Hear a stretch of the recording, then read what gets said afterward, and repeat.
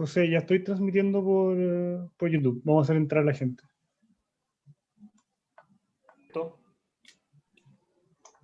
Indiana, Jonathan y Juan, prendan por favor sus cámaras, porque vamos a hacer ingreso de las personas a través de Zoom.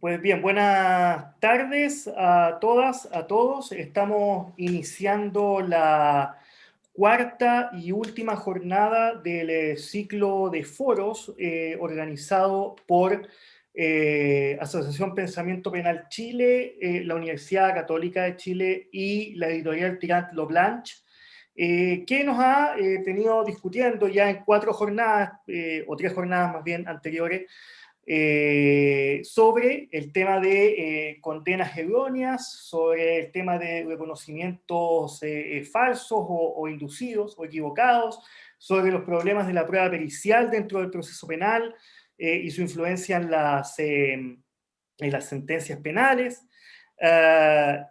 Hoy día el tema que nos trae a colación esta actividad es la mala actuación de los agentes del Estado. Y aquí, al momento que generamos la idea de hacer este foro, desde la Asociación Pensamiento Penal, pensamos, digamos, que no debíamos abstenernos o reducir la discusión a mala actuación de agentes del Estado, considerando como la policía, sino que aquí queremos hacer una análisis amplio, una discusión amplia en relación a diversos agentes del Estado que pueden generar conductas alejadas de procedimientos, de protocolos, de estándares éticos, de estándares legales, y que evidentemente generan un daño al provocar condenas o actuaciones, digamos, dentro del procedimiento que generan vulneración de garantías y derechos a las personas sujeta del sistema penal. En esas circunstancias tenemos 3 grandes expositores. Decidimos tener expositores que puedan dar una visión no solamente desde el punto de vista de la realidad chilena, sino que también desde el punto de vista del escenario argentino y también del escenario del Perú, para mostrar un paneo regional, digamos, al respecto. Y es por eso que les voy a dar la bienvenida a nuestros ponentes. En primer lugar, le voy a dar la bienvenida a Indiana Guereño. Indiana es abogada con orientación en Derecho Penal de la Facultad de Derecho de la Universidad de Buenos Aires, presidenta de la Asociación Pensamiento Penal Argentina, profesora de la Facultad de Derecho de la Universidad de Buenos Aires, Universidad Nacional de Avellaneda y Universidad Nacional José Paz, profesora invitada de la Universidad Nacional del Sur y de la Universidad Nacional de La Pampa, docente investigadora, subdirectora de la Diplomatura en Derecho Procesal Penal de la Universidad Nacional de José Paz, autora de diversas publicaciones sobre mujeres y sistema penal, y desde el Observatorio de la Asociación Pensamiento Penal en Argentina trabaja en causas donde personas han sido juzgadas arbitrariamente, como el caso de Cristina Vázquez y Cecilia Rojas, jóvenes que tras haber pasado más de una década en prisión por un crimen que no cometieron, fueron absueltas por la Corte Suprema de Justicia de la Nación Argentina. Luego, también nos acompaña el día de hoy don Juan Ortiz Benítez, abogado litigante del área penal, con estudios concluidos de máster iberoamericano en políticas anticorrupción por la Universidad de Salamanca, España, estudio de especialización en técnicas de litigación oral en Colombia y Estados Unidos, fundador de Inocentes Perú, Centro de Capacitación y Defensa Legal desde el año 2016, que desde esa fecha se ha dedicado a la defensa de personas inocentes y condenadas erróneamente. ha logrado la liberación de más de 10 personas acusadas y condenadas injustamente dentro del sistema procesal penal peruano. Y por último, tenemos a el colega y amigo Jonathan Ramírez Orellana, abogado, estudió en la Facultad de Derecho de la Universidad de Chile, diplomado en estudios superiores en Derecho Público de la Universidad Autónoma de Barcelona, máster en especialización en Derecho Penal y Ciencias Penales de la Universidad de Barcelona y la Universidad Pompeu Fabra, diplomado en litigación oral en lo penal de la Universidad de Buenos Aires, curso, entre otros cursos que ha realizado, fue subjefe nacional del Departamento de Estudio y Proyectos de la Defensoría Penal Pública de Chile en el año 2008 y jefe de la Unidad de Estudios de la Defensoría Penal Pública de Magallanes entre el año 2009 y 2010.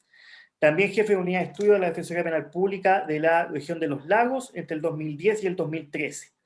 Desde el 2014 se desempeña como docente en técnicas de litigación y derecho procesal penal, en cursos dirigidos a jueces, fiscales y defensores para instituciones como el INESIP, CEJA Américas, Ministerio de Justicia de la Nación Argentina, Defensoría General de la Nación Argentina, Procuraduría General de la Nación, Poder Judicial de la Provincia de Buenos Aires, Defensoría Provincial de Neuquén, entre otras instituciones. Le damos la bienvenida a los tres ponentes, le agradecemos su presencia y para comenzar con la jornada de hoy, de acuerdo a lo que conversamos en la reunión previa de pauta, digamos, vamos a iniciar con la exposición de Jonathan, a quien le indicamos, bueno, tiene como ya sea entre 20 y 25 minutos para exponer lo que su temática. Así que muchas gracias, Jonathan, quedamos atentos. Gracias, Pepe. Bueno, saludo primero a mis compas que van a exponer hoy día, Indiana, a Juan también y al resto del panel, además a todos que nos están viendo. Sí, a mí me invitaron a hablar acá, a exponer, porque precisamente el tema de hoy era la actuación de los agentes del Estado y su relación con las condenas de inocentes. Y a mí en este sentido me tocó ser parte en una causa, como defensor en una causa que fue muy compleja en esos términos, porque significó precisamente una mala actuación de las autoridades que están precisamente llamadas a investigar los delitos, con un mandato de objetividad, donde además había involucrado a otros agentes del Estado de manera directa, que eran policías, y los controles que debiesen haber funcionado, al menos así están concebidos, que eran los controles jurisdiccionales y administrativos del Ministerio Público y la Policía, tampoco funcionaron. Bueno, para resumirles un poco, esto, para contextualizar, sucede en una comuna rural, en un sector rural de la comuna de Puerto Montt, en el sur de Chile. Había una persona, Mariela Barra, que había desaparecido 9 meses antes, esto ocurre entre los 2011 y 2012. Durante esos 9 meses en la investigación la había llevado a la Policía de Investigaciones de Chile, la PDI, la Policía Civil.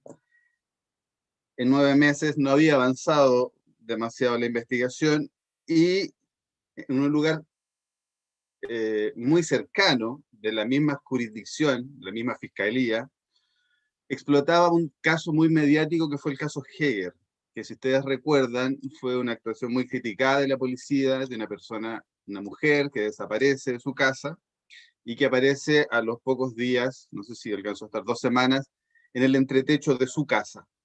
Era gente más o menos adinerada, así que trajo mucha atención el caso, luego se transformó en una situación un poco más enrevesada, que involucró un tercero, que supuestamente un sicario, etc. Bueno, esto generó mucha presión política, pública, respecto del trabajo de la Fiscalía, porque fueron muy críticos, y con el trabajo de la policía. De hecho, eso le significó el cargo al jefe de la Brigada de Homicidios de la época, si no me equivoco. Paralelamente, este caso, que era de una mujer de un sector rural, de escasos recursos, que venía con un perfil muy bajo, no, la verdad es que no había levantado demasiado ruido en la opinión pública ni en los medios. Pero a partir de este caso se produjo una presión sobre este otro. Tenían muchas similitudes. En 9 meses la Policía de Investigaciones no había avanzado demasiado. Había hecho una serie de diligencias, entrevistado a mucha gente, recorridos y todo lo que corresponde, más o menos estandarizado, a una diligencia de esta, o sea, un caso de estas características. Una mujer desaparece de su casa con rumbo desconocido y ya habían pasado 9 meses. Bueno, con esta presión, el fiscal regional de la época cambia al investigador, que era una fiscal, y pone a un fiscal que tenía fama de resolver casos difíciles. Esa era como la chapa que le había puesto la prensa local. Y él trabajaba con un grupo muy cercano y de mucha confianza, que eran 4 policías de Carabineros de Chile. Por lo tanto, la Policía de Investigaciones fue desplazada del caso y llegó el fiscal especialmente designado, a resolver el caso. Pues bien, en ese contexto, y luego de haber hecho diligencias por 2 semanas, el caso, bajo la perspectiva de ellos mismos, es decir, de este fiscal y su grupo policial, que estaba compuesto por 4 policías principalmente, habían resuelto policialmente el caso. ¿Y cuál era esta supuesta resolución? Bueno, el responsable de este caso habría confesado, después de un interrogatorio un poco intenso, había confesado el secuestro, la violación sexual, el homicidio y la desaparición del cuerpo de esta mujer. Por lo tanto, el caso ya aparece policialmente resuelto. Y así aparecen los titulares. Había un problema si no aparecía el cuerpo, pero era un detalle, porque bueno, en cualquier momento iba a aparecer. A los 2 días de que se destapa la noticia, aparece una persona, un campesino con su familia en la defensoría, quien me cuenta que él era la persona que estaba siendo sindicada, que no fue detenida, porque el juez de garantía, cuando le pidieron la detención, dijo, bueno, si no hay un cuerpo, yo no voy a dar ninguna detención. No fue detenida en ese momento. Y llegó a la defensoría a pedir orientaciones. Lo primero que hicimos fue entrevistarlo a él y a su familia, y todos por separado nos dijeron básicamente lo mismo. Y pudimos reconstituir más o menos la siguiente secuencia de hechos. Un día domingo, él y su primo estaban en una cancha de fútbol cerca de donde vivían. Aparecen 5 personas de civil y lo detienen a los 2, sin decirle quiénes son ni dónde iban. Los meten en una camioneta, rumbo a un lugar desconocido, los cambian de camioneta, los hacen entrar a un edificio y los separan. Y en una de las oficinas donde va él, se encuentra con una persona que se presenta, le dice que es el fiscal de la causa, que ya saben que él es el responsable, y que lo único que tiene que hacer es decirle dónde está el cuerpo. Evidentemente lo que él les reclama, yo no sé cómo le voy a decir dónde está el cuerpo si no tengo idea de qué me están hablando. Y que recibe por respuesta un golpe de puño de parte del fiscal. Imagínense, eso fue lo primero con lo que me encuentro. Entonces yo le digo, ¿y dónde te pegó? Y se levanta el labio y me muestra un corte que tenía, me dice, acá. Bueno, entonces la cosa empieza a tomar un tinte bastante más serio con esto. Bueno, reconstruimos la secuencia con varios testimonios y nos dimos cuenta que había estado detenido desde el domingo hasta el lunes por más de 25 horas, sin una orden de detención,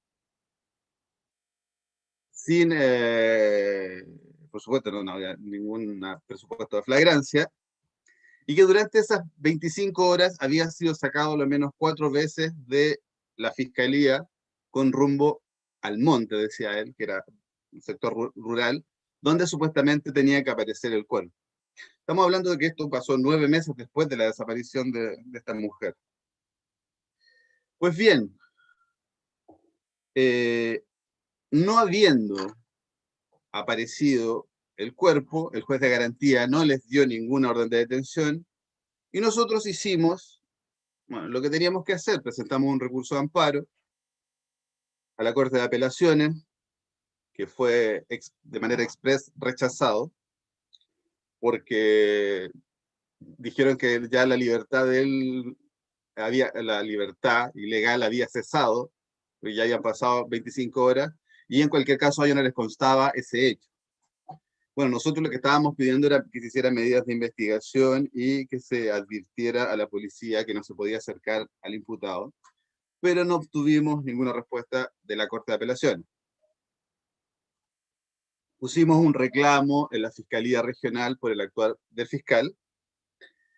Ese reclamo finalmente se transformó en un sumario porque los hechos empezamos a poderlos acreditar de a poquito con las cámaras de seguridad de la Fiscalía, y el fiscal regional resolvió sancionar a este fiscal y apartarlo de la causa, y le puso una amonestación verbal por haber cometido la falta administrativa de trabajar el día domingo, sin haber avisado.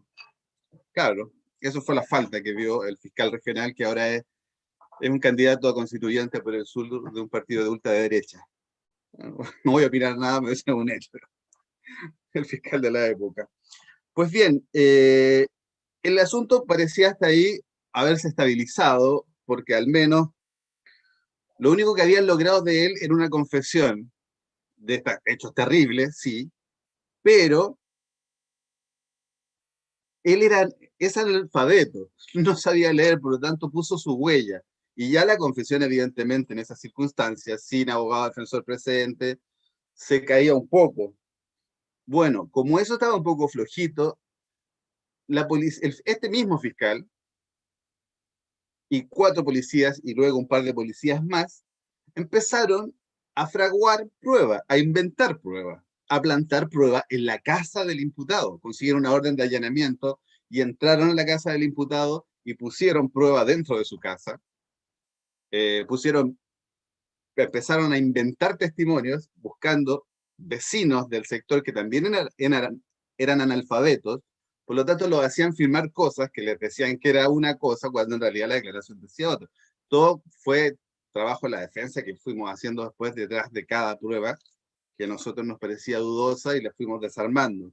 Bueno, en su momento, bajo la presión política de la época y de los medios de comunicación, la Corte de Apelaciones ordenó la prisión preventiva de este ciudadano, que alcanzó a durar 3 meses, hasta que pudimos conseguir las cámaras de seguridad que mostraban que al chico este lo sacaban de la fiscalía a las 4 de la mañana, estaba lloviendo, lo volvían a las 6, lo volvían a sacar, y además él en las imágenes se veía muy mal, o sea, arrastraba un pie porque le habían pegado, lo llevaban amarrado, no esposado, pero le habían puesto una suerte de cuerdas, de modo que la mañana, en la última entrada que hacen al edificio, las imágenes de las cámaras de seguridad, y como había gente, estaba la familia afuera, mostraban esto, así que los policías medio lo taparon para que no se notara, o sea, todo era muy burdo.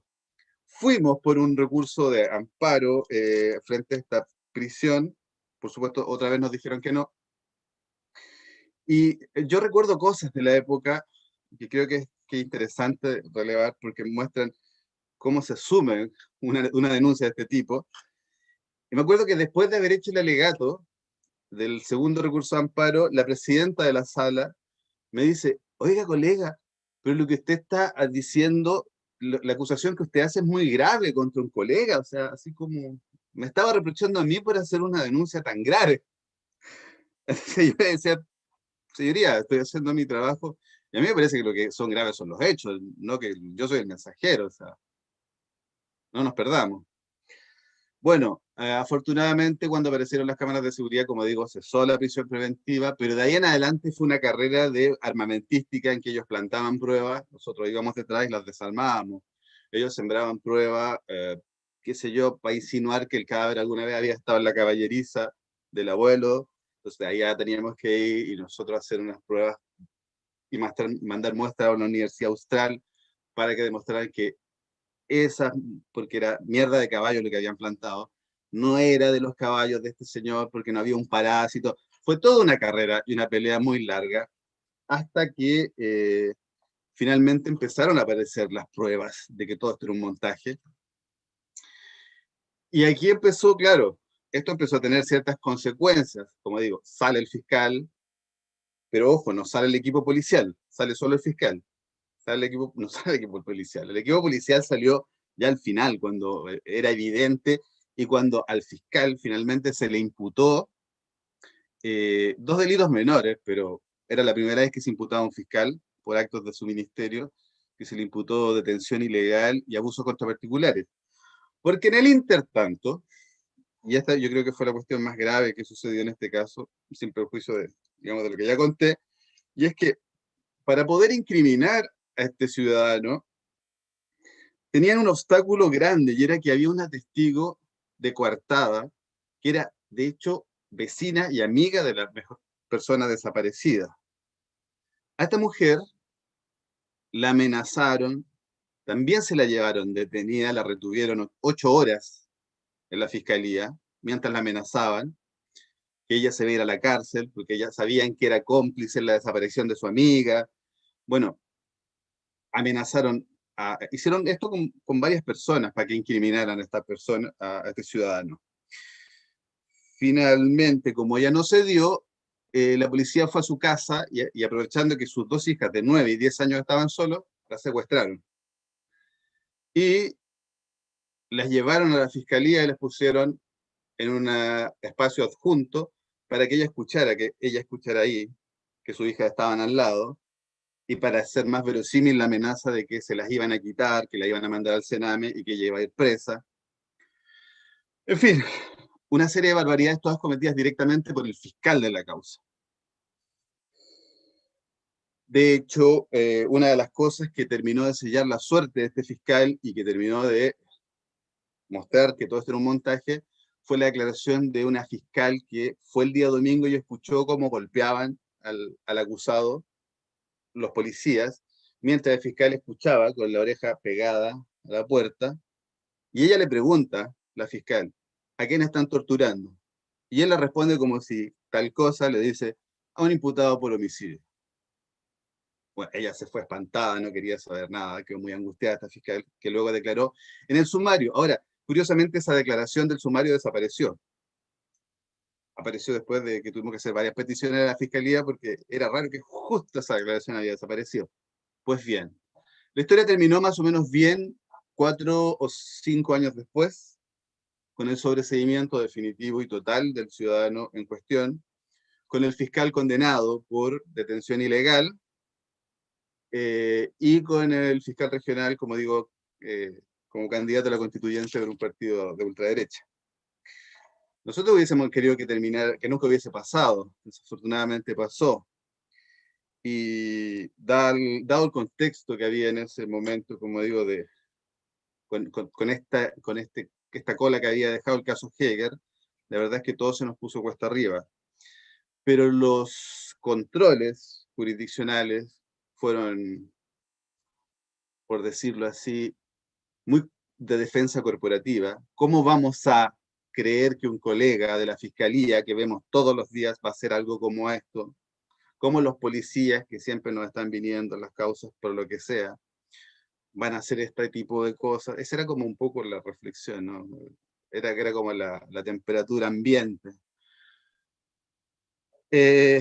Claro, esto hasta que nosotros hicimos evidente que lo que estaba planteando el acusado tenía mucho más que fundamentos, y tenía mucho más fundamento que lo que se le estaba imputando a él.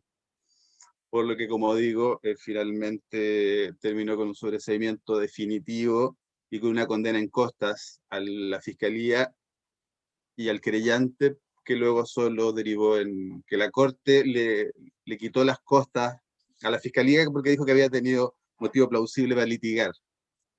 No sé cómo se puede tener motivo plausible respecto de un hecho doloso de esas características, pero bueno, vaya usted a preguntarle a la Corte de Apelaciones de Puerto Montt. Así que eso fue más o menos en términos. Hay muchas cuestiones específicas de las que podríamos hablar y del mal actuar de distintas instancias, porque, a ver, en este caso se metió se metieron las autoridades políticas también en este caso a presionar para que se mantuviera la prisión preventiva, apoyar al fiscal, los medios de prensa locales apoyaron al fiscal porque era su fiscal estrella. Entonces, nos damos cuenta que esta asimetría entre el ciudadano y el Estado no es puramente que tenga que ver con las cuestiones o con los instrumentos y las reglas que se establecen en el procedimiento respecto a la investigación o las medidas coercitivas, sino que también hay una asimetría que tiene que ver como con los roles que tienen o el lugar que tiene cada uno dentro de la sociedad, las relaciones de poder existentes, porque claro, era un fiscal contra un campesino analfabeto que vive en el monte, al que ese fiscal estaba diciendo que había hecho algo muy, muy, muy, muy malo. Entonces, ¿cómo operaron inmediatamente todas estas redes de protección? ¿Cómo la red institucional también operó? ¿Cómo la fiscalía hizo caso omiso de todas las irregularidades que eran evidentes? Y cómo la propia Corte de Apelaciones de Puerto Montt lo hizo. Entonces, para mí la reflexión después de ese caso fue, claro, cuando estamos pensando en un ciudadano contra el Estado, pensamos en abstracto como un ciudadano contra un fiscal, pero en realidad estamos hablando de un ciudadano contra un sistema. Y en un sistema donde hay distintos elementos o actores o subsistemas que se relacionan, la verdad es que la posibilidad que el ciudadano pueda enfrentar con posibilidades de éxito una imputación, por muy arbitraria y falsa en este caso que sea, son bajas. Yo la verdad es que tengo que felicitarme, no voy a hacer falsa modestia acá, pero con la gente de la Defensoría, con nuestro querido Germán Echeverría, que en paz descanse, con nuestro chofer que nos llevaba a todas partes, con el periodista que nos ayudó también, Alexis Matamala, hicimos un trabajo de chinos durante 1 año y medio para lograr que todo esto no terminara finalmente en una injusticia mayor. Así es que esa es la reflexión que me queda. El Estado es grande y es poderoso y tiene redes y relaciones como cualquier otro sujeto poderoso dentro de una sociedad. Y frente a esto, los ciudadanos estamos bastante indefensos, por decirlo así. Eso.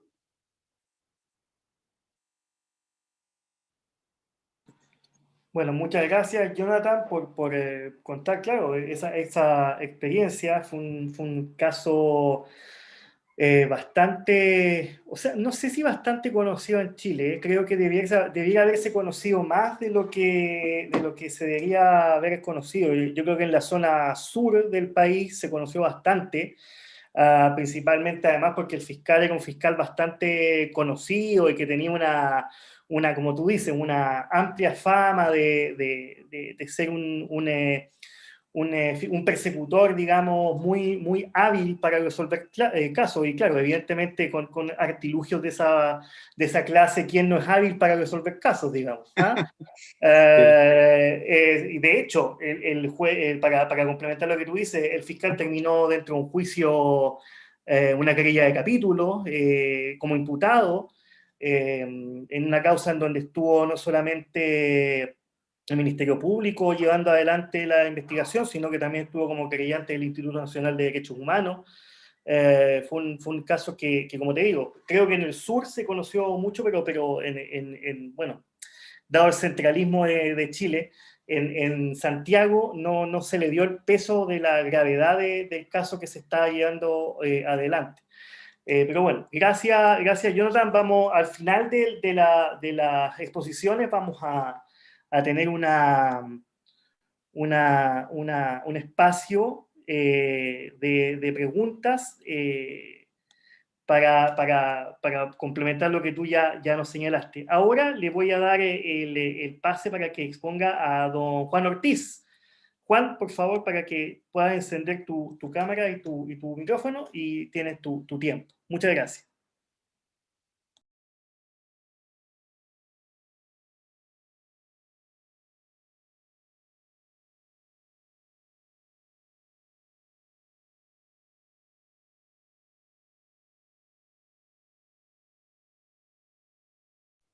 Creo que no te escuchó. Juan, ahora puedes iniciar tu micrófono, a ver. A ver, ahora sí. Ahí sí, ahí sí. Ya, ahora sí, ya. Muchísimas gracias. Gracias, José. Y te felicito, Jonathan. De verdad que aprendemos de los casos muchísimo. Me gustaría, José, compartir con los asistentes unas diapositivas de un caso que he preparado para poder exponerlo. Sí. En este momento lo estamos iniciando el compartir pantalla. Me da un minuto.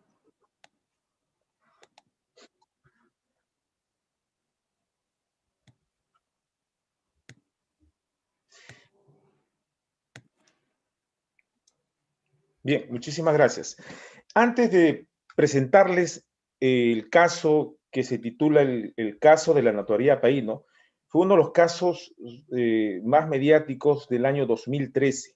Recién hace 2 semanas acabó este caso. Pueden creer, imagínense cuántos años ha pasado. Pero quiero empezar contándoles lo siguiente. En mi país, en Perú, tenemos actualmente cerca de 90.000 personas que están en una prisión. De las 90.000 personas, 35.925. Este es el censo, el último censo del año 2019. 35.925 personas no tienen sentencia. ¿Se imaginan? No tienen sentencia. De esas 35.925 personas, no sabemos cuántas de ellas pueden ser inocentes. ¿Se imaginan? No sabemos. El Estado no tiene un registro, menos tiene una oficina que pueda atender casos de personas que reclaman ser inocentes. O sea, no tenemos, a diferencia de Chile, una defensoría con abogados preparados que puedan asumir la defensa de personas inocentes. Quien les habla es un abogado defensor privado. No trabajo para el Estado. No recibo apoyo del Estado. Hago labores pro bono con un grupo de abogados, estudiantes. Yo estoy elaborando mi propia estadística, pero este es un trabajo del Estado. Así es que, si puedes pasar la siguiente, José, gracias.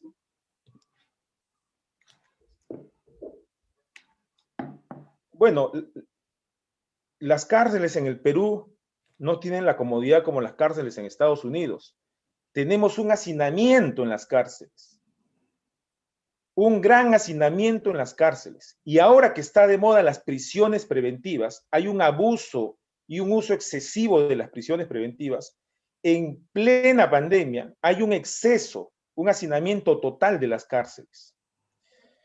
Y estas 38.925 personas que no tienen sentencia están cumpliendo actualmente, esperando que el proceso avance. Y hay una dilación inmensa en los procesos. Le digo porque así como usted, soy abogado litigante y enfrento los casos el día a día. La siguiente, por favor. Ahora les voy a contar sobre este caso que tuve la oportunidad de asumir en el segundo juicio. Este caso, estas diapositivas son parte de los alegatos que yo expuse. La regla es que un alegato de clausura no pase más de 20 minutos. Yo lo hice en 2 horas. Creo que fue uno de los alegatos de varios casos que he pedido 2 horas. Un caso bien mediático, salió en casi toda la prensa nacional y le puse de título Creando un delincuente. Me inspiré en la serie de Netflix, Making a Murder. En esa serie me inspiré porque este caso es similar al caso de la serie Making a Murder. El caso de la notaría Paíno.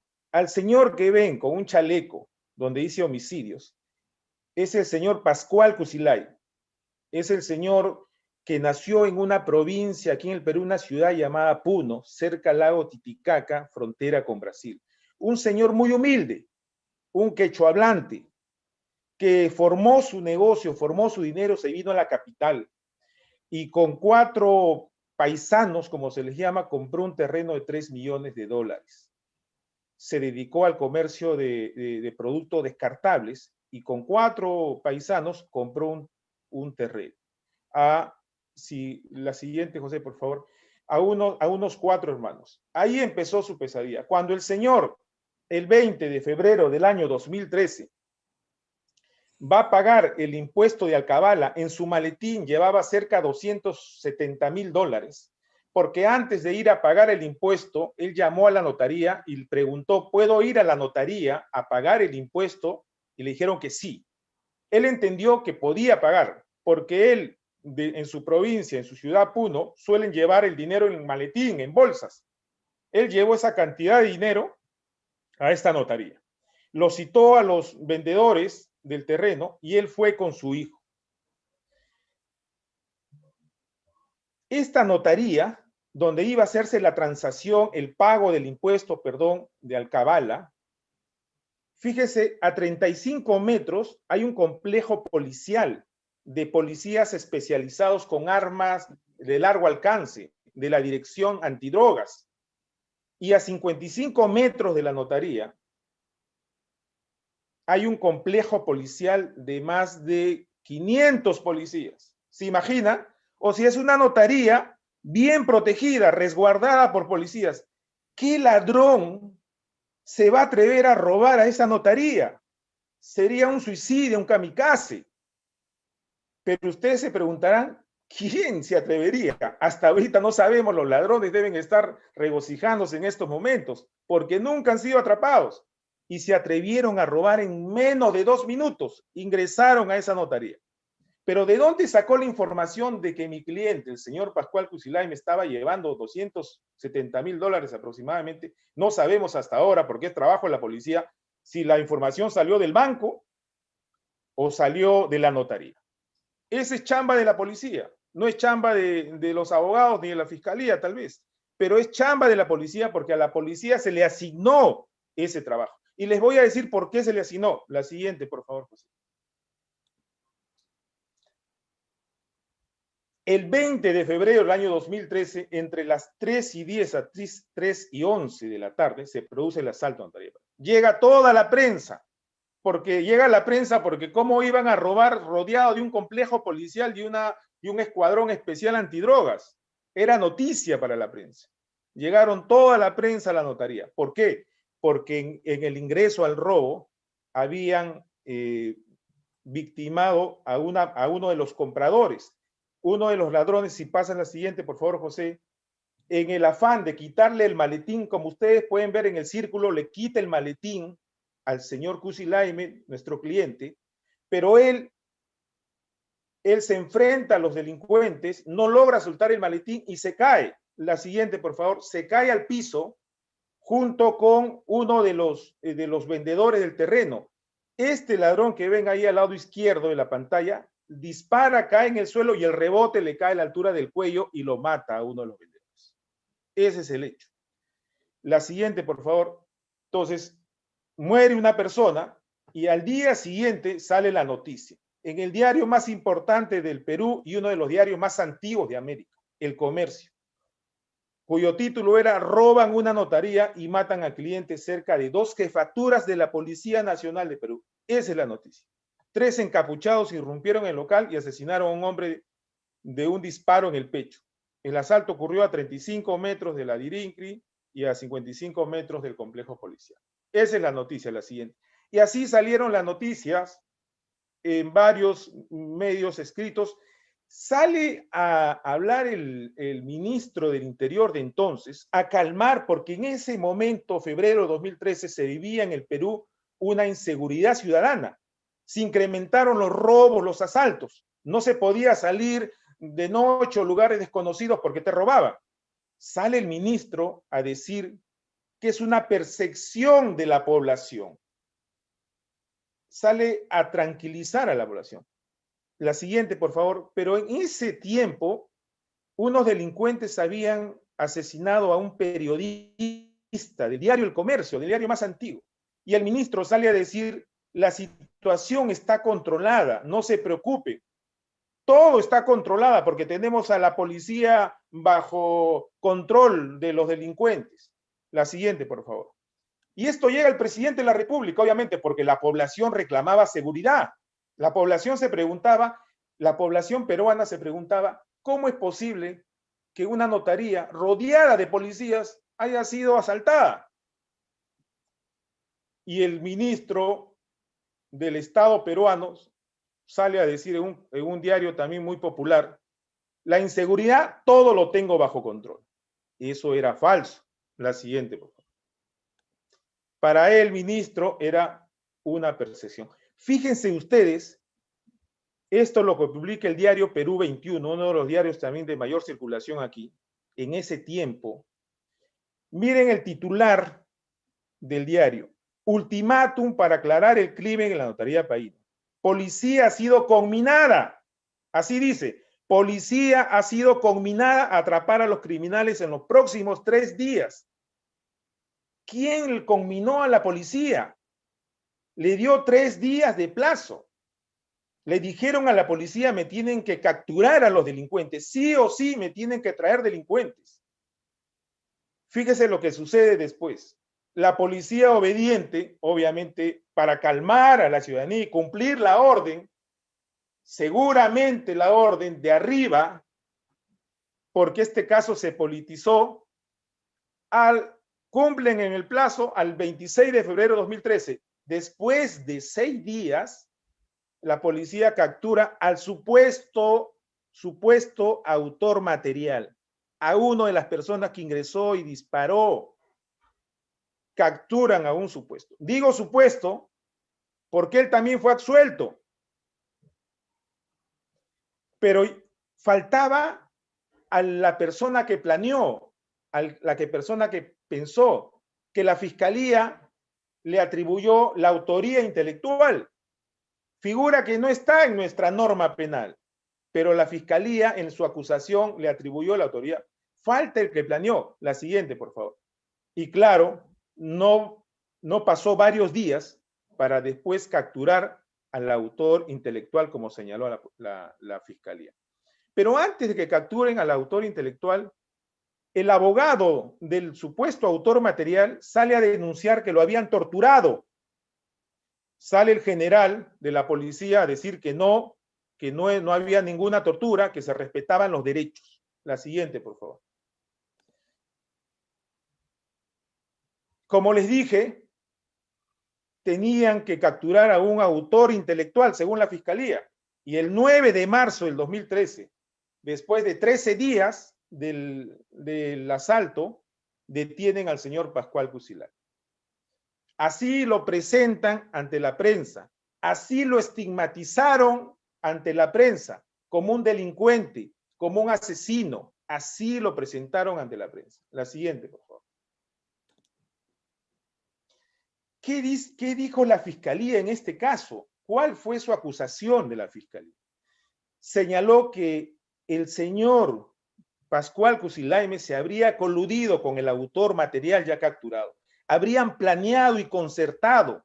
¿Cuál era el motivo? Para justificar la no firme la escritura porque el plazo se había vencido.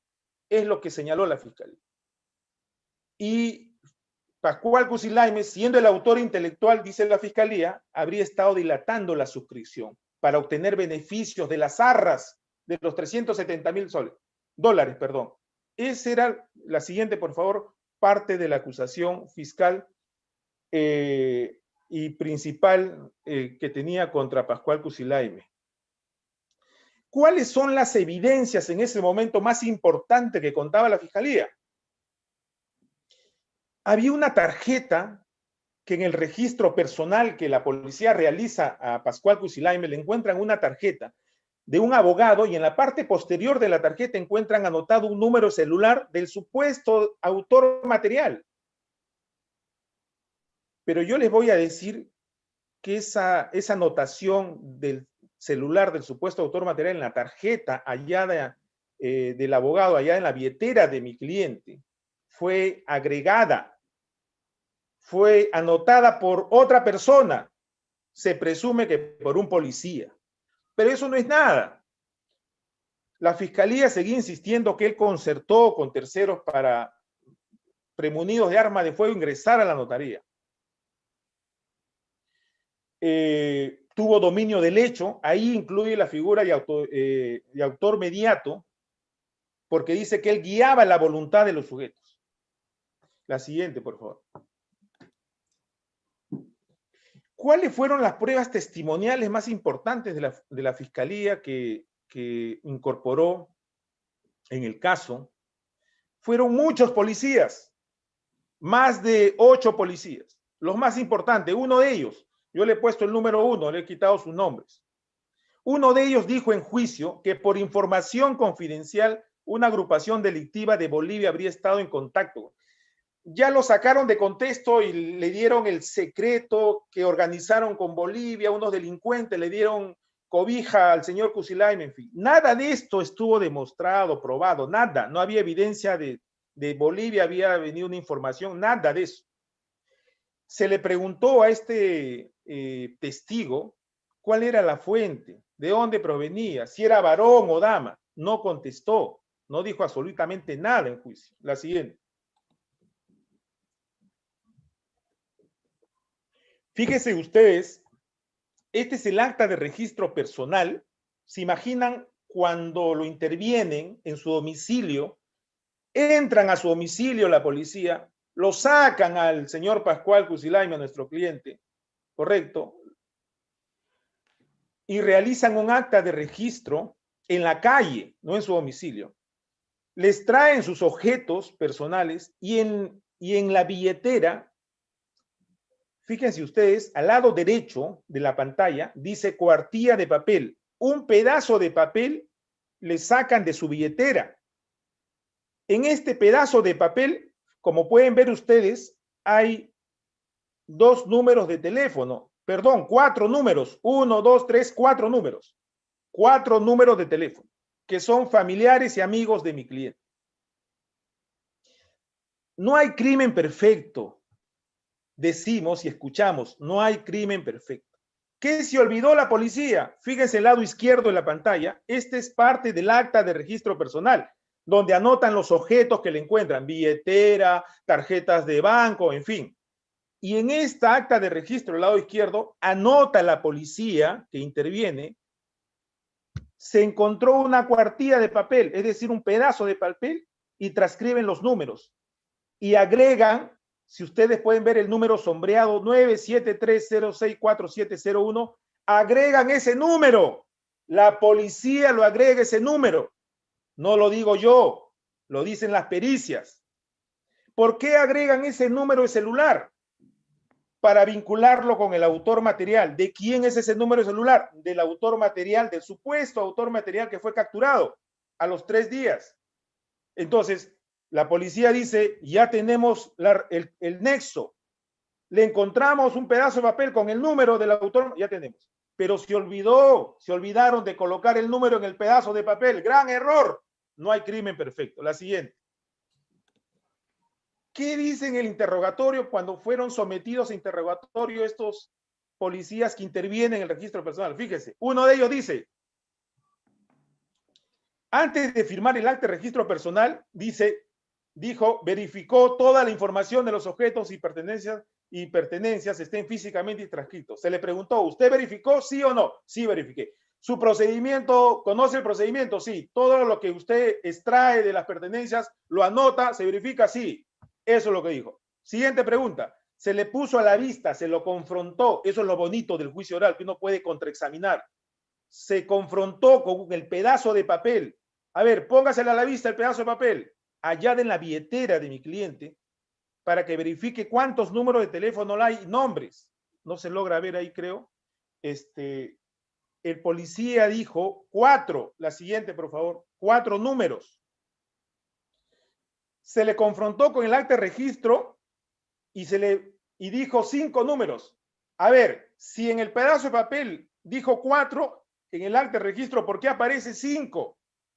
Se le pregunta y dice, no se le debió preguntar, pero dice, no se encuentra en la cuartilla, dice, tal vez sea un error de detalle.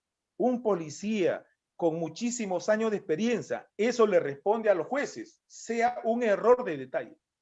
Y se le sigue preguntando, señor, ¿usted verificó si el número 973064701 estaba en la cuartilla de papel?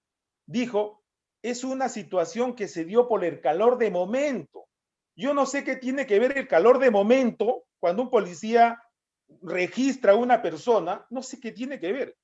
Yo entendí que el policía estaba caliente o sentía calor o estaba eufórico, no sé. Pero esa respuesta que los jueces terminaron casi riéndose, dio un policía con más de 20 años. Fíjese, 20 años, 25 años de experiencia. Y finalmente, el policía dice que es la primera vez que observa que lo descrito en el acta de registro personal no coincide con la cuartilla de papel. La siguiente, por favor.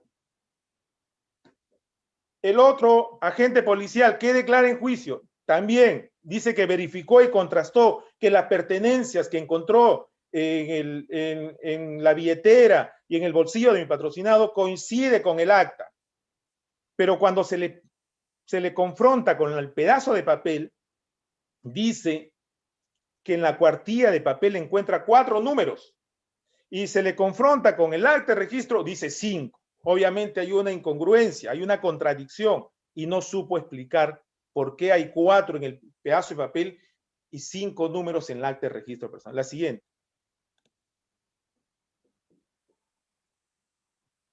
Mire lo que pasa, fíjense ustedes lo que pasa en el registro del casillero del autor material.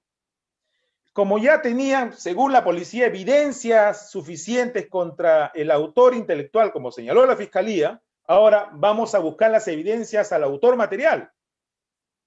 Después de 6 días de ocurridos los hechos, la policía va al trabajo porque el supuesto autor material tenía un trabajo. Abre su casillero y según la policía le encuentra un pasamontaña, le encuentra municiones, proyectiles y una pistola. Sería el delincuente más torpe que existe en el mundo, que después de 6 días va a guardar en su casillero la evidencia. Es el delincuente más tonto. ¿Qué delincuente después de cometer un crimen va y guarda en su casillero de su trabajo las evidencias que lo van a incriminar? Eso se le dijo a los jueces, pero la policía dijo que eso encontró. La siguiente. Esta es la famosa tarjeta. Fíjese, o sea, es tan torpe la coartada, la historia que tenía la fiscalía, perdón, porque la fiscalía no puede avalar el trabajo policial, no puede poner las manos al fuego por el trabajo policial. Y con eso no digo todos los policías, yo respeto, soy hijo de un policía, pero yo creo que hay malos policías. ¿Cómo puede la policía pensar que en la parte posterior de una tarjeta puede anotar mi cliente el número de una persona que no lo conoce, que el supuesto autor material nunca lo conoció? En juicio dijeron no se conocen. Pero no hay crimen perfecto porque el abogado propietario de esta tarjeta, cuando va a juicio a declarar, dice que esta tarjeta la entregó después de los hechos. Él era abogado de las otras personas, paisanos de mi cliente que los asesoraba en la compra de este terreno.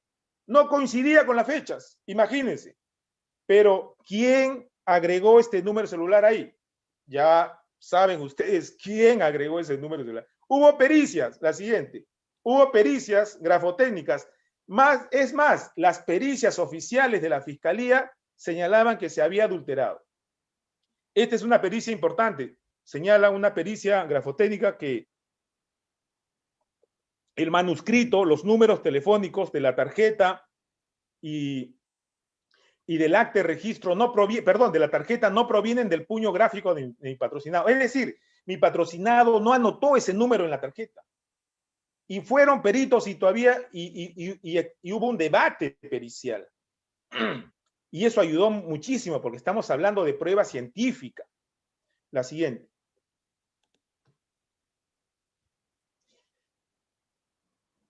Este es otro agente policial, bueno. No, la siguiente, esa ya la pasé. La siguiente, perdón, esa. Bueno, los peritos grafotécnicos concluyen que existe adicionamiento de textos manuscritos, es decir, la pericia fue concluyente, se adicionó textos manuscritos en el acta de registro, que era una evidencia que tenía la Fiscalía en contra de mi patrocinado. La siguiente.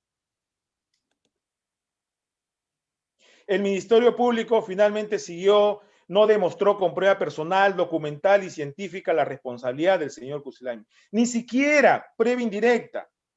Hasta ese momento en juicio le asistía la presunción de inocencia. La siguiente. Voy finalizando. ¿A qué concluyo? En este caso, el caso de la notaría Paíno, definitivamente hubo una mala conducta de los investigadores policiales, quienes estuvieron a cargo de la investigación. Y concluyo que se ha fabricado, se ha adulterado y manipulado evidencias con la única finalidad de atribuirle este hecho ilícito, este hecho criminal a una persona inocente. Es mi opinión personal, no estoy asegurando, pero las evidencias lo dicen, que pudo haber una presión política desde arriba, desde más alto nivel, para calmar a la ciudadanía y devolverle una tranquilidad que en ese momento no existía. La siguiente, por favor. Y esta imagen le fue presentada a los jueces, que también sonrieron porque seguramente habrán visto y tienen que ver esta serie completa, porque es un caso parecido al que yo les he presentado, Mike Amur. La siguiente. Y fíjese, voy terminando. ¿Por qué les dije que es un caso sin resolver? Porque después del segundo juicio siguen apareciendo los sospechosos. La prensa todavía sigue difundiendo noticias de sospechosos. La siguiente, fíjense ustedes, terminó el segundo juicio, arrestan a delincuente que dirigió asalto a notaría Paíno, siguen apareciendo sospechosos. La siguiente, otro sospechoso, Loco Pan, asalto a notaría Paíno. El Loco Pan y el otro ahorita tienen un juicio con la notaría Paíno. Así lo presentaron finalmente.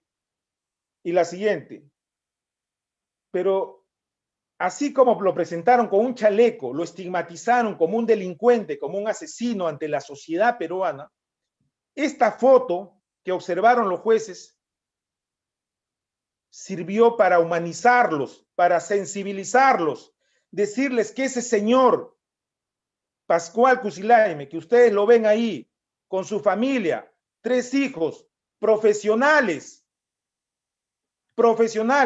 uno ya casi abogado, el otro administrador, la otra administradora. Así lo estigmatizaron. Ese señor es un humilde trabajador que hizo su dinero en base a esfuerzo y trabajo. Tratamos de humanizar y sensibilizar a los jueces porque entendemos que los jueces tienen corazón, tienen hijos, tienen hijas, tienen familia. Y persuadimos diciéndole que no pueden condenar a una persona inocente con evidencia que se ha fabricado. Imposible. La siguiente, por favor. Bien, ese es el caso. No sé si tengo, José, 1 minuto, 2 minutos, no sé si me queda, o ya me pasé, creo. Sí. Tienes un par de minutos para saludar, Juan, no hay problema. Bien, muchísimas gracias. Ese es el caso que quería compartir. Es más extenso, tiene más detalles. Es más, se hizo un documental con este caso. Me olvidé de contarles, se hizo un documental con este caso. Un productor aquí de televisión en Perú realizó un documental que está, si me permiten después compartir un documental, se hizo este caso. Pero fue un caso que tiene mucha historia porque fueron 2 juicios. Y hace 2 semanas, como les dije, la fiscalía, no contenta porque así son las fiscalías, apelan, presentan recurso de nulidad. Este es un caso con el Código de Procedimientos Penales antiguo. Entonces, como es un sistema mixto inquisitivo, la Fiscalía presentó un recurso de nulidad a la Corte Suprema para que anule. La Fiscalía siguió insistiendo. Hace 2 semanas, la Corte Suprema me notificó donde rechazó el recurso de nulidad de la Fiscalía. Le dijo, aquí no hay nulidad. Pero la Corte Suprema, no sé cómo ha razonado la Corte Suprema, debe irse a nuevo juicio con el supuesto autor material, no con mi cliente, con el supuesto autor material. Pero si la Fiscalía le dio la figura, primero autor intelectual, luego modificó una autoría material, no sé cómo va a tener, ya es chamba de la Fiscalía para el nuevo juicio, no se tendrá que buscar al supuesto, según la Fiscalía, autor intelectual o autor mediato, como después modificó su acusación, ya es chamba de la Fiscalía. Pero ya la pesadilla acabó para mi cliente. Hace 2 semanas después, fíjese, después de casi 8 años de estar en la incertidumbre, acabó. Esto me lleva a la reflexión, y seguramente a ustedes, cualquier persona, nosotros, o sea, ni siquiera los abogados estamos libres, y creo que los jueces, ni su familia, cualquier momento podemos ser señalados por una persona de haber cometido nosotros un crimen que nunca lo hicimos. Y esto es muy grave, muy delicado, porque necesitamos sensibilizar a los operadores de justicia que existen errores. Estos errores se dan mayormente durante la investigación. Y como los americanos, siempre los americanos nos llevan ventaja en muchas cosas, hemos nosotros imitado el trabajo, los proyectos de ley que se han convertido en ley allá, y estamos preparando un primer proyecto de ley sobre la grabación de los interrogatorios en audio y video en las estaciones policiales, o sea, cuando no está presente un abogado, porque de esos casos también tenemos mucho, de confesiones involuntarias tenemos muchísimos. Y yo agradezco de verdad por este seminario a Pensamiento Penal de Chile, por la invitación, porque estos seminarios, estos cursos, estas mesas redondas, estos debates, estas opiniones, nos llevan a sensibilizar a más abogados, porque necesitamos más abogados voluntarios, más voluntariado. Necesitamos nosotros trabajar en comunidad en países de Latinoamérica para generar conciencia que existen estos errores, porque la finalidad no es litigar y enfrentar todos los casos, porque faltan recursos humanos y económicos. Yo creo que debemos nosotros proponer proyectos para evitar que se cometan más injusticias contra personas inocentes. Muchísimas gracias a todos por su atención, muchísimas gracias José, muchísimas gracias a los organizadores, y al final estoy dispuesto a responder las preguntas. Gracias. Muchas gracias Juan por tu exposición, por el caso, digamos, que llevaste, que evidentemente es un caso que demuestra un actuar policial grave, alejado de todo protocolo, vulgarmente preocupante de cómo llevan adelante la elaboración de la prueba, el tratamiento de los elementos de prueba dentro del proceso penal. Y algo de eso veíamos por la mención que tú haces de la serie de Netflix, Making a Murder, en la primera jornada del ciclo de foros que hicimos, donde tuvimos invitadas a Laura Mirider, Paula Vial, que está por ahí en la transmisión, en el chat, algo señalada. Creo que es relevante conectar lo que tú acabas de señalar con lo que conversaba Laura en esa oportunidad, en el primer foro, y viendo, digamos, cómo se van dando estos vicios graves dentro de los procedimientos investigativos, y cómo van al final del día mermando derechos y poniendo en peligro libertades fundamentales en este caso, el imputado de un delito tan grave como el que nos estaban mostrando. Así que muchas gracias. Quienes quieran ver, lógicamente, la primera sesión, pueden verlo en nuestro canal de YouTube de APP Chile, donde están todas las sesiones grabadas para que puedan revisarlas cuando estimen pertinente. Y para poner fin a las exposiciones, vamos a darle el pase a nuestra querida Indiana Guerreño para que nos cuente su caso, digamos, su experiencia en Argentina. Indiana, adelante.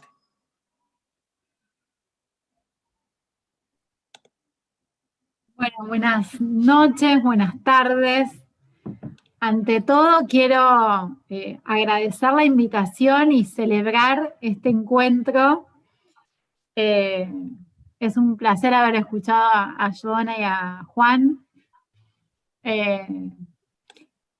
¿Por qué es especial y por qué hago énfasis en este encuentro, ¿no? Es inevitable para mí hablar en esa ocasión de Mario Juliano. Mario Juliano fue el promotor de que APP se regionalice, el promotor de tantísimas, pero tantísimas acciones, ¿no? Pero en particular esta es una que llevamos en el corazón.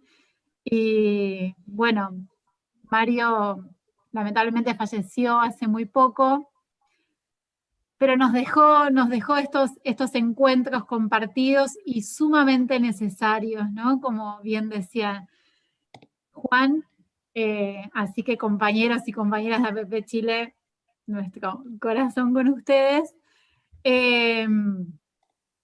Bueno, realmente estoy impactada, no sorprendida porque ya nada me sorprende del sistema penal, pero sí impactada por las similitudes, ¿no? Iba hablando Joana, y permitime que te diga Joana, ¿no?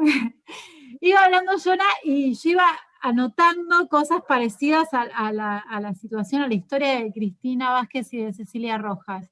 Y después iba hablando Juan y decía, ay, no puede ser, es igual, y ocurrió en otro momento, en otra latitud, en otro lugar, y los patrones comunes se siguen detectando, ¿no?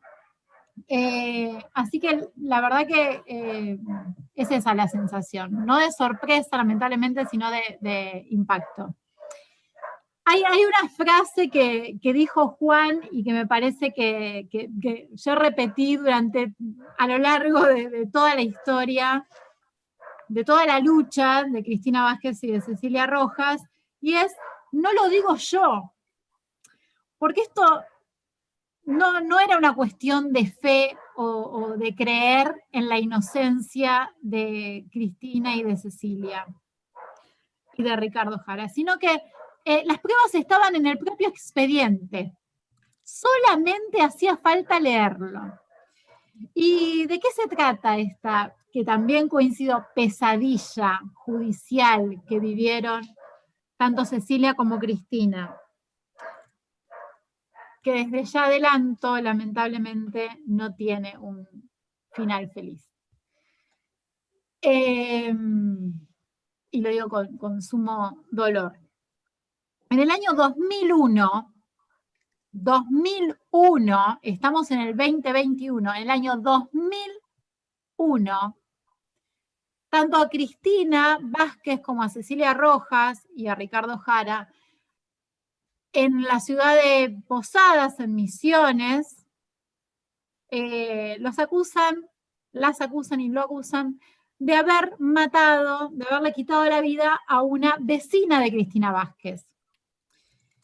En un hecho muy violento, en un hecho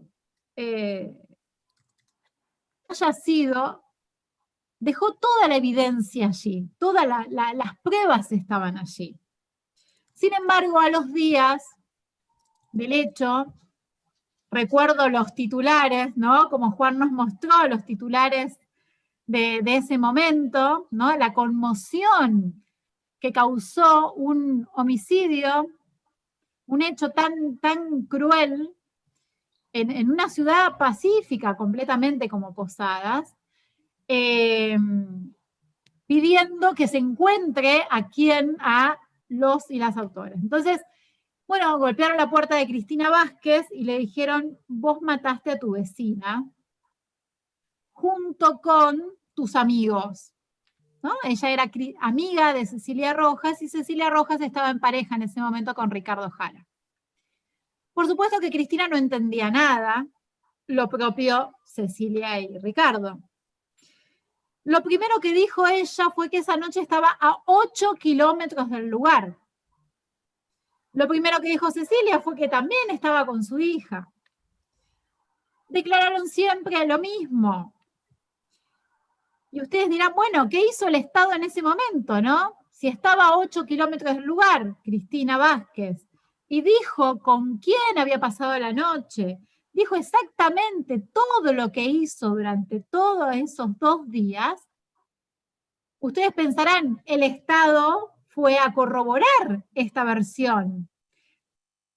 Hicieron tan solo 8 kilómetros y fueron a verificar que Cristina haya dormido ahí. Pues no, no hicieron eso. Las encerraron y lo encerraron. Cada vez que llegaba una prueba científica al proceso, ellas y él eran liberados. Porque, ¿qué decían las pruebas científicas? Que no tenían nada que ver con el hecho, sencillamente porque no habían estado ahí. Y miren que se hicieron todas, ¿eh? Se hizo prueba de cabello, de ADN, de la sangre, absolutamente todo. Y sin embargo, con toda esa evidencia en el expediente, el proceso seguía avanzando. Y con cada liberación a los días volvían a encerrarlos. ¿Por qué? Porque había un gran interés social, y sobre todo de la familia de la víctima, en que ellos eran los culpables. Los medios tildaron a Cristina Vázquez de la reina del martillo, le pusieron ese título. Años más tarde nos encontramos con el periodista y le preguntamos por qué le había puesto ese título, y dijo que era porque vendía más. Así, con esa liviandad lo dijo. Esto, reitero la fecha, ¿no? Esta pesadilla arranca en el 2001. En el año 2010 son condenados a prisión perpetua. Y ustedes dirán, ¿pero cómo? Si dijiste que 10 pruebas científicas dieron negativo, ¿cómo hicieron para condenarlos? Bueno, la sentencia comienza enumerando las pruebas científicas, pero ¿cómo las enumera? Dice, bueno, en la hoja tanto, tal prueba, en la hoja tanto, tal prueba, en la hoja tanto, tal prueba, pero no desarrolla y no dice cuál fue el verdadero resultado. Eso lo vimos después. ¿Cómo hacen para condenarlos? Bueno, gracias a una recopilación de rumores y chismes de barrio, donde fue a declarar gente que no tenía nada que ver con el hecho en sí, que no había visto el hecho, que no había visto nada, pero que fueron a contar cómo llevaban adelante su vida, tanto Cristina como Cecilia y Ricardo. Los juzgaron moralmente, por su forma de ser, por cómo vestían. Las sentencias tienen frases que dan cuenta de un estereotipo bien marcado y que fueron juzgadas desde ese lugar. Hablan de que llevaban adelante un estilo de vida promiscuo y marginal. Y otras que no quiero mencionar porque son muy caras para la vida o fueron muy caras para la vida, sobre todo de Cristina. Así las condenaron. Las condenaron en base al testimonio de un investigador privado. ¿Y por qué hago comillas? Porque en realidad se trataba de un remisero, que él fue a contar lo que escuchó en su remis, lo que iba escuchando en el barrio. Pero ¿cómo pusieron la sentencia? El investigador privado. Las condenaron porque una persona fue detenida para ir a declarar. Por eso cuando Yona contaba su caso, tomé nota, porque fue detenida para ir a declarar Y él va, declara, y supuestamente esa persona dice que Cristina Vázquez le había confesado el hecho. Y él firmó. Claro, en el juicio, el abogado de Cristina se da cuenta que esta persona estaba sin cordones y le dice, ¿por qué está sin cordones? Y porque me detuvieron otra vez. ¿Cómo lo detuvieron otra vez? Sí, me detienen para venir acá. Con esa naturalidad. Bueno, esto no llamó la atención ni de la Fiscalía. La fiscal del caso ahora es ministra del Superior Tribunal de Misiones. La ascendieron. Esto no llamó la atención, para nada. Él, en el juicio, dice, miren, yo no leí la declaración cuando firmé. Yo no recuerdo que Cristina me haya dicho eso. Y con buen tino dice, pero alcanza. Si ella me hubiera dicho eso, que no me lo dijo, pero ¿esto alcanza para una condena? El sentido común hubiera indicado que no. ¿De qué testimonios agarraron en la sentencia condenatoria? Del primero, del de la investigación. Y nada dijeron del juicio oral. Con este panorama, fueron condenados a prisión perpetua. Y con una frase que me permito leerles, porque es esclarecedora, ¿no? Es una sentencia a prisión perpetua. Y dice esto, solo me resta hacer referencia a que si bien no existe prueba directa, lo dice la sentencia, no existe prueba directa que acredite la autoría de los encartados respecto del hecho investigado, sí hay prueba de carácter indiciaria suficiente para consolidar un estado de certeza sobre el hecho investigado y sus autores. Esos indicios eran estos rumores de los que estoy hablando. No se investigó a la última persona que estuvo con vida, con la señora, antes de que le quitaran la vida. Era una persona que estaba haciendo trabajos en la casa. Es una persona a la que se la ve salir como disparada, se sube a una camioneta y sale disparada de la casa, la ve un testigo, un vecino que estaba enfrente. El mismo vecino declara que el gato de la señora también sale como asustado. Adivinen en qué horario. En el horario que coincide con el golpe que recibió la señora. El golpe que le produjo luego 3 horas de agonía.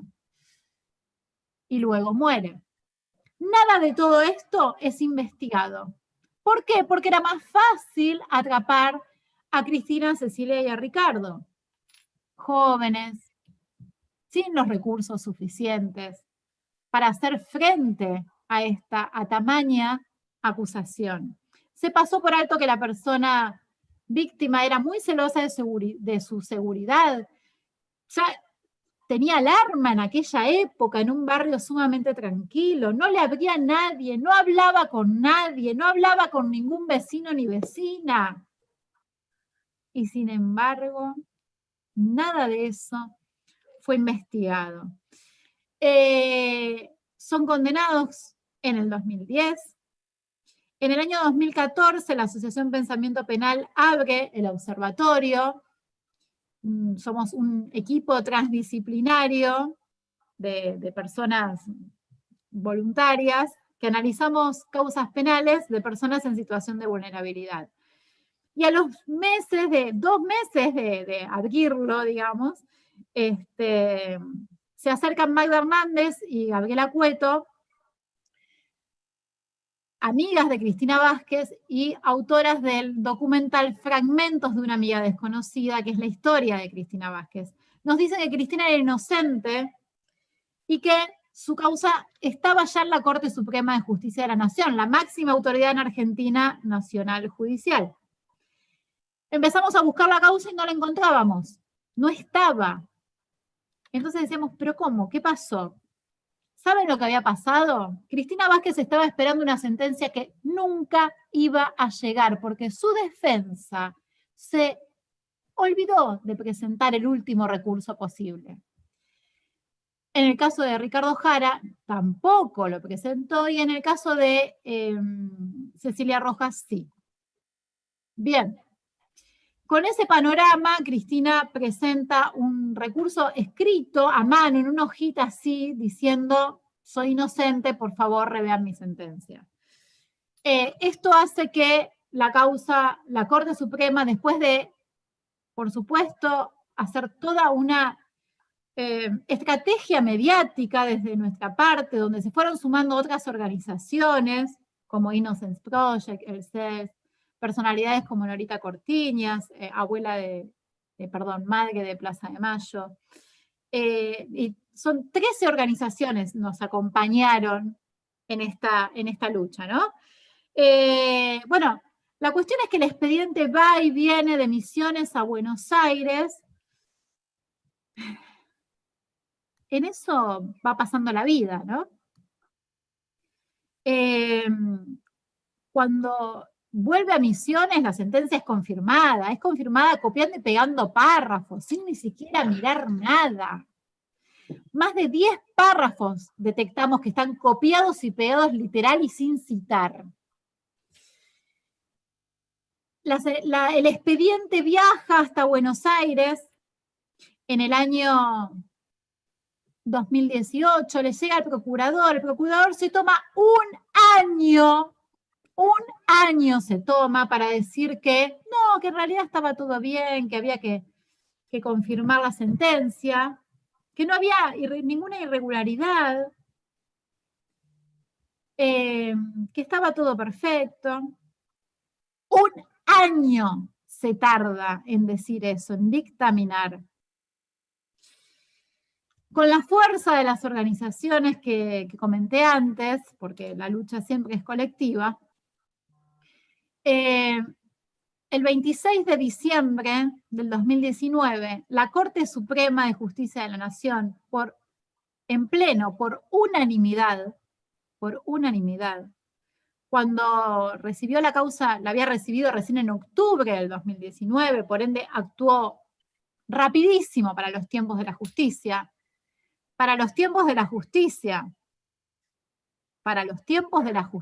porque para los tiempos de la vida esto es una eternidad. Las absolvió a Cristina Vázquez y a Cecilia Rojas. Habló del principio de inocencia. Habló de que no se las escuchó. Es un fallo que usa términos que no se usan en la administración de justicia. Dijo que era grave por las irregularidades que encontró. Que no hizo falta hacer una investigación paralela, solamente leyó el expediente. Nada más que eso. Dijo que era injusto por la cantidad de años, porque ¿saben cuánto tiempo cuánto tiempo llevaba privada de la libertad Cecilia Rojas? 15 años llevaba. ¿Cuánto tiempo llevaba Cristina Vázquez? 11 años privada de la libertad. Y sometidas a proceso desde el 2001. Que no es la cárcel en sí mismo, pero se parece a esta sensación de no libertad, ¿no? Esto de la incertidumbre, de tener la espada de Damocles en la cabeza todo el tiempo. Es un fallo contundente, histórico, inédito. Es un fallo en el que le dice, la Corte Suprema le recuerda el diseño constitucional a Misiones, al Poder Judicial de Misiones. Es un fallo que llegó tarde. ¿Por qué? Porque actualmente Cecilia Rojas vive con su familia, está peleando contra el Estado para que se la indemnice, porque no fue inmediata la indemnización, porque tiene que hacer un juicio de daños y perjuicios que le va a llevar años. Y Cristina fue hallada sin vida, con signos de suicidio, tan solo 8 meses más tarde de su liberación. Entonces no podemos decir que este caso, ¿no? Como suelen enmarcarlo, como solemos sin querer decir quienes trabajamos en la justicia, en el sistema penal, digo yo, ¿no? En el rol que te ocupe, que te quepe. Esto es una historia de vida truncada, una historia de vida que fue una pesadilla, una historia de vida que es un símbolo de lo que no puede volver a suceder. ¿Y por qué? Porque no fue una verdadera libertad la de Cristina a partir de diciembre. Y esto se puede ver de dos maneras, ¿no? Se puede ver, bueno, el Estado la abandonó, y por supuesto que hay que hacerse cargo de lo que hizo el Estado, o no hizo en realidad, a partir de la supuesta libertad. Pero esto tiene que ser un llamado para lo que pasa en el Poder Judicial. Se tienen que hacer responsables, nos tenemos que hacer responsables en el lugar que ocupemos de lo que sucede. Estas personas que condenaron, las personas que confirmaron la sentencia, las personas que la acusaron, están todas trabajando en el Poder Judicial, en altos cargos. Entonces, cuando yo contaba cómo terminó la historia del fiscal, yo pensaba, ¿y qué sucedió con todos esos casos que él resolvió tan impactantes, ¿no? ¿Alguien los revisó? ¿El propio Poder Judicial se miró a sí mismo y revisó qué pasó en esos casos? No. Me animo a decir que no. Porque ahí va a haber que hacerse responsable, ¿no? Al menos en Argentina nadie pierde el trabajo por esto. Los juicios políticos generalmente son cuando se liberan a personas, pero no cuando se condena a personas inocentes. La verdad que ya estoy cumplida en el tiempo. Por supuesto que hay muchísimo, pero muchísimo para ahondar en el caso, porque las irregularidades son tantísimas. En el observatorio nos gusta decir que es el paroxismo de las malas prácticas. Hubo violación a todas las garantías constitucionales, por supuesto al principio de inocencia, por supuesto al principio de defensa en juicio, al principio de culpabilidad por el acto. Bueno, todas. Pero me parece que tenemos que ser bien conscientes a la hora de trabajar, y me parece sumamente valioso que recordemos su nombre, el nombre de Cristina, como un símbolo y como algo que no puede volver a suceder. Así que muchas gracias. Muchas gracias, Indiana, por la historia que nos cuenta. Es una historia muy, muy fuerte. La injusticia, porque al final del día esto es una injusticia enorme, digamos, en todo el sentido que tiene la palabra. Una vez más, la falla del sistema. Lo que tú dices a mí me hace mucho sentido, el tema de que el Poder Judicial tiene que hacerse responsable muchas veces de las decisiones que adopta, y decisiones que son evidentemente equivocadas, evidentemente injustas, en este tiempo de pandemia, en donde al menos en Chile hemos estado sometidos a un modelo de justicia a través de la virtualidad.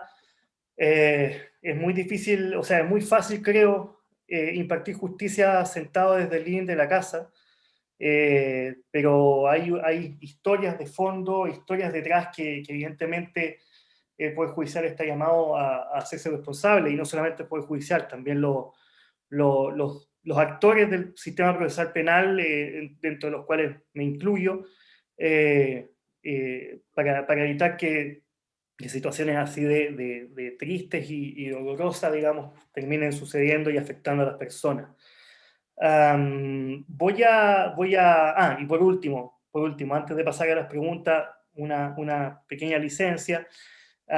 Indiana dijo algo efectivamente muy importante al principio.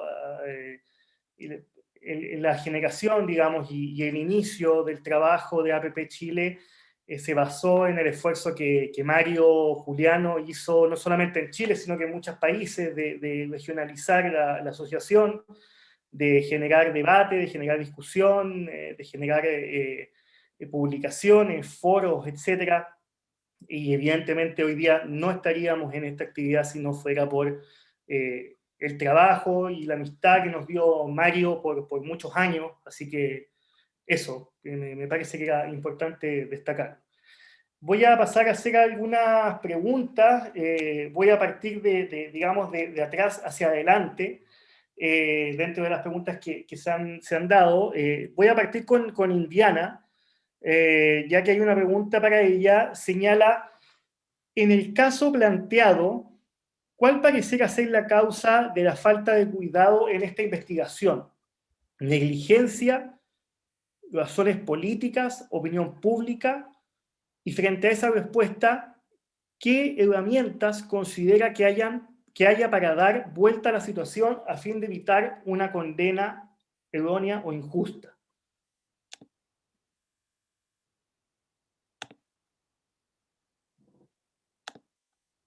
Ahora, Indiana, puede activar tu... Bueno, ¿me repetís la primera parte, por favor? Sí, las Señora, causas. en el caso planteado, ¿cuál pareciera ser la causa de la falta de cuidado en esta investigación? ¿Negligencia, motivaciones políticas, opinión pública o alguna otra? Bueno, me parece que hay un poco de todo, ¿no? Tiene que ver con la necesidad de resolver rápido el caso y de hacerlo de la manera más sencilla, ¿no? En particular, acá hubo un gran impulso de la familia de la víctima para que estas 3 personas fueran condenadas. Y los medios de comunicación que, reconocido por el propio periodista hace muy poco, las autoras del documental fueron a entrevistarlo y le hicieron esa pregunta: ¿por qué le pusiste La Reina del Martillo si sabías que no tenía nada que ver? Bueno, porque vendía, dijo. Esto lo pueden encontrar en el epílogo que está en YouTube de Fragmentos de una amiga desconocida. La verdad que fue un caso que conmocionó Posadas, un lugar pequeño, tranquilo, y entonces eso vendió mucho, y la resolución cerraba por todos lados, porque Cristina en el documental lo dice, ¿no? Yo me quedé tranquila, porque como yo no tenía nada que ver, jamás pensé que esto iba a terminar así.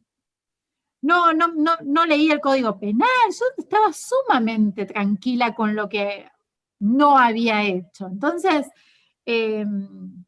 fue un poco de todo, ¿no?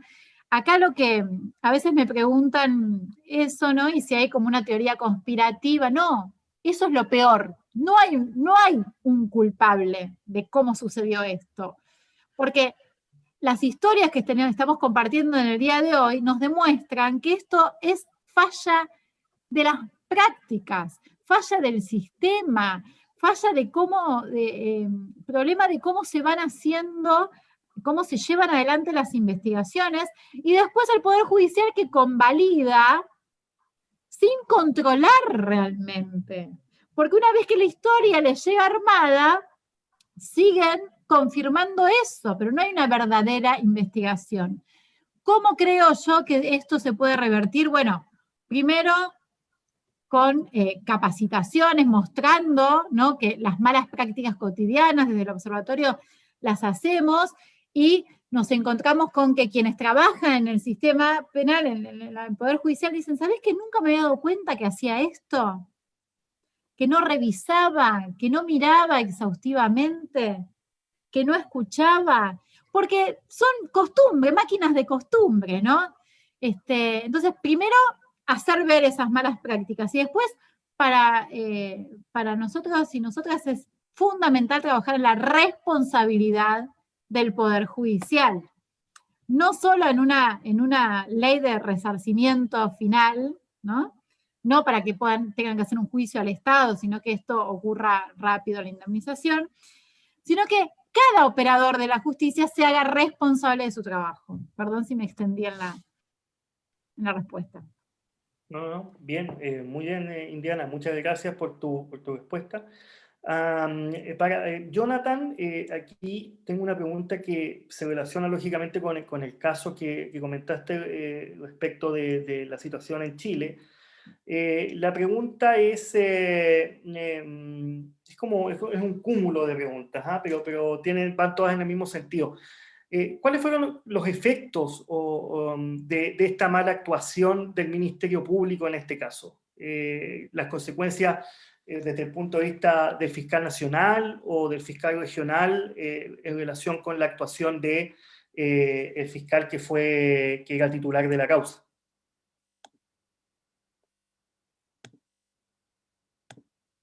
Ahora, Jonathan, puedes activar tu micrófono. Vale.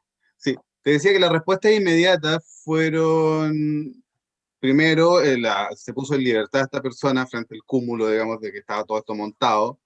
Se sacó al fiscal de la causa, se le puso en otras labores. Las policías que estaban involucradas pasaron a labores administrativas, pero todo esto pues, fue quedando en el olvido, si no fuera por el empuje que puso el Instituto de Derechos Humanos y el Consejo de Defensa del Estado, que finalmente terminó condenando al ex fiscal Coronado por delitos menores, por una detención ilegal, o sea, todo lo demás, el secuestro, la falsificación y las torturas, no pasó nada, digamos. Era todo muy raro el ambiente en ese juicio. Pero no pasa todo de ser una anécdota, digamos, en la historia institucional del Poder Judicial, de la Fiscalía. Era como la vieja historia de, mira, esta es como la manzana podrida del cajón. Entonces, claro, como que nos cegamos a cuáles son las condiciones estructurales, institucionales, que nos llevan a eso, que pasan de un poco de el exceso de trabajo, la presión mediática, y de cómo no existen controles efectivos y que aquel que debe funcionar como control, tanto dentro de la institución de la Fiscalía o la Policía, ni hablar, tanto como de la jurisdicción, se dedican más bien a justificar los actos de quien tienen que fiscalizar, más que de revisarlos críticamente. Entonces tú cuando vas con una mala resolución de un juez, la Corte, en vez de revisarla críticamente para poder mejorarla y ver si se puede hacer algo, más bien justifica o por último te la confirma y no te dice nada. Y a nivel de administrativo, el Ministerio Público pasó más o menos lo mismo. O sea, lo defendieron hasta que pudieron. Cuando los ya no lo pudieron defender más, lo dejaron caer suavemente, lo sacaron de la institución y le tiraron una condena por un delito muy leve.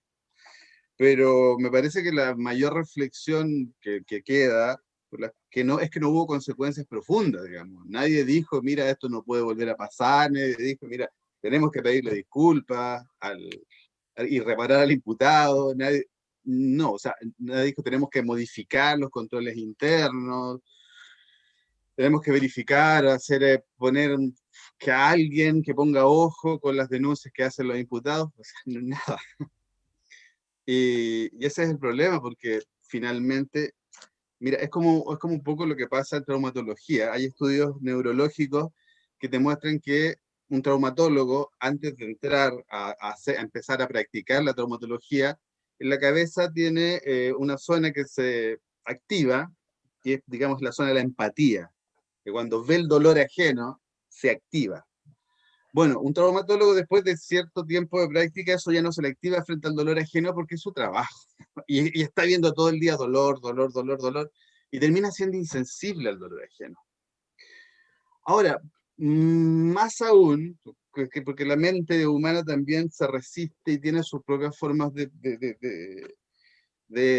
protegerse, cuando mandan a alguien a la cárcel desde un tribunal, ni el fiscal, ni el juez, y probablemente tampoco el defensor, esté pensando en el sufrimiento que va a sentir esa persona concreto, porque si no, no podrían vivir, digamos. Entonces, esto tiende a causar una suerte de adormecimiento institucional, diría yo, pero también en las personas, los operadores, que nos lleva a ser indolentes frente al dolor ajeno, por más fuerte e intenso que sea. Por lo tanto, fue decepcionante, de hecho, tanto así decepcionante, y yo lo digo así con mucho cariño, el cariño que le tengo a la Defensoría, que yo me renuncié después de ese caso, porque tampoco sentí que hubo el apoyo institucional en su momento, más bien todo lo contrario, me dijeron que le bajara un poco el perfil, fue como el mensaje, porque yo estaba teniendo un enfrentamiento frontal con la Fiscalía, con el Poder Judicial, con la política, con los medios, y yo era un poco representante de la Fiscalía porque era jefe de estudio, no era un defensor loco, sino como que tenía una representación institucional. Así que la verdad es que bien defraudado salir. Perfecto. Muchas gracias por tu respuesta, Jonathan. Para Juan, consulta. Desde su punto de vista, ¿qué incentivos se esconden detrás de una mala actuación de un fiscal o de un policía? Gracias, gracias por la pregunta, José, la contesto con gusto. Fíjese que aquí se trata, o sea, se trata de ganar el caso. Hay dos adversarios, fiscalía con la asistencia de la policía y la defensa, pública o privada. Pero lo que se trata aquí, bueno, lo que percibo en cada caso es ganar el caso a toda costa. Pero de eso no se trata la justicia. La justicia no se trata de ganar el caso a toda costa. A las malas o a las buenas, se trata de ganar el caso cumpliendo con lo que está establecido en la norma. Son las reglas del juego. Eso es lo que yo he percibido. Y eso es un caso de los tantos que hay aquí, o sea, pero yo percibo eso y respondo que por la otra parte, el adversario a veces utiliza de todo. Y cuando digo todo, o sea, ahí se manipulan evidencias, se fabrican el caso en sí, se preparan a testigos y uno se da cuenta. Entonces, yo creo que no se trata de eso. Yo creo que debemos actuar y como dice Jonathan, hay una insensibilidad, hay veces de los operadores, de ciertos operadores de la justicia, por la situación de las personas que están sometidas a una investigación. Porque a mi cliente y a otros clientes que han sido liberados, porque han sido liberados más de 10, ni siquiera las disculpas. Y aquí en mi país hay una ley de reparación de errores judiciales, pero la ley está viva, está vigente, promulgada, pero no está reglamentada. Entonces, algunos se atreven a plantear una demanda de indemnización que dura 4, 5, 7 años. En eso también tenemos que trabajar. Así como en Estados Unidos hay reparaciones por errores judiciales, aquí no. Tenemos que trabajar eso y creo que vamos a dejar abierta esa posibilidad de poder trabajar por reparaciones, por errores judiciales. Aunque aquí todavía no nos atrevemos a denunciar a los fiscales, jueces, todavía no nos atrevemos a eso porque es el trabajo que no hacemos, solamente defendemos, pero creo que también, como dice Indiana, yo creo que deben ser responsables de sus actos, porque se trata de una vida, de la dignidad humana de una persona. Y de verdad que eso es grave. Así es que, bueno, gracias por la pregunta igual. Muchas gracias, Juan. Ligado con lo que tú señalas respecto de los aspectos indemnizatorios que existen en estos casos, hay una consulta para Indiana. Señala, en el caso del suicidio de la condenada que indicas en la historia, en tu ponencia, ¿existe en la Argentina una institución que indemnice a víctimas por condenas erróneas o injustas?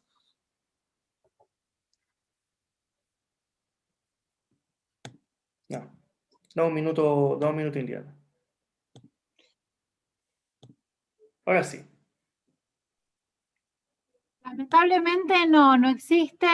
Cristina, bueno, Cecilia y Cristina tenían que iniciar un juicio por daños y perjuicios que iba a llevar mínimo 5 años. Yo me acuerdo el día que se lo dije a Cristina y se me caía la cara de vergüenza, porque no entendía, porque tenía que volver a los mismos tribunales que la habían condenado. Y ni hablar el juicio político, ella podría haber iniciado juicio político y no quiso hacerlo. Porque era volver a enfrentarse, volver a revivir, volver a pasar por todo eso, ¿no? Entonces no hay algo automático, el Estado no está preparado para eso, no está preparado para que la justicia se equivoque, y entonces la obligaban a litigar, la obligaban a someterse a pericias para demostrar su dolor. ¿Cómo? ¿En qué cabeza cabía que ella tenía que demostrar su dolor? Después de haber permanecido una década privada de la libertad injustamente. Me vuelvo a indignar. Perdón. No, entiendo, nada, en verdad, es realmente muy, muy triste y doloroso lo que está indicando Indiana. No sé si querías agregar algo más a tu respuesta.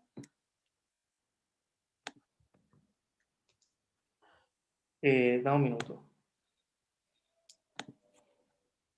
Dime.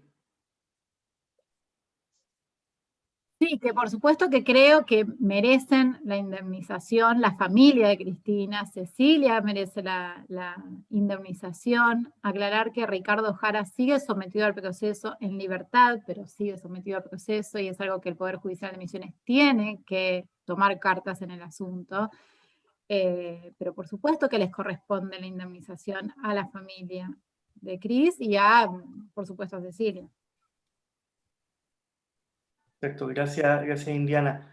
No tenemos más preguntas del público, ya son al menos acá en Chile son ya las 19:45 horas, así que vamos a dar por terminado, bueno, el foro de hoy, pero también el ciclo de foros relacionados con condenas erróneas y sus primeras causales o principales causales, que fue organizado, como ya saben, por la Asociación Pensamiento Penal Chile, la Universidad Católica de Chile y la editorial Tirant-Lo Blanche. Agradecer a todas las personas que estuvieron en la sesión de hoy y en general a todas las personas que estuvieron en todas las sesiones de este foro, que fueron más de 500 o 600 personas que estuvieron conectadas, más las reproducciones que hemos tenido en YouTube de las diversas jornadas. Pedirles que estén atentos porque obviamente APP vamos a seguir haciendo actividades de discusión, de debate en torno al sistema penal, penitenciario y derechos humanos.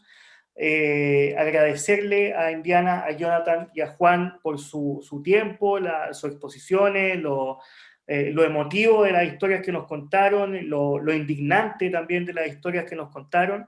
Y creo que, bueno, en conclusión, ha sido un ciclo de foro muy, muy bien logrado, con grandes ponentes que nos han mostrado no solamente cuestiones teóricas, sino que también prácticas, y que ha sido y va a ser de utilidad para todas las personas y los actores del proceso penal. Esperemos que algunos vean varias veces los foros que están guardados en APP Chile, en el canal, para ir recordando y entendiendo ciertas cosas que a veces, como decía Jonathan, uno cuando está dentro de la penitencia, hacer un poco, a veces uno tiende a normalizar ciertas situaciones y eso no puede pasar.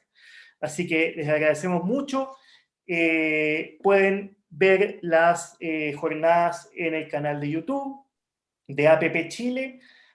Pueden seguirnos, lógicamente, en nuestras redes sociales, en Twitter, @pensapenalchile, en Instagram, Pensamiento Penal Chile, en Facebook también está nuestro fanpage de Asociación Pensamiento Penal Chile, y, lógicamente, cualquier consulta o comentario o aporte que quieran hacer, pueden hacerlo a través de nuestra casilla electrónica, que es chile@pensamientopenal.org.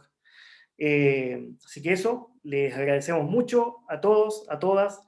Buenas tardes o buenas noches, dependiendo de dónde estén. Y nada, cuídense mucho en esta pandemia, manténganse a salvo. y nada, todo va a mejorar sin duda. Así que estén muy bien, un gusto, adiós, muchas gracias.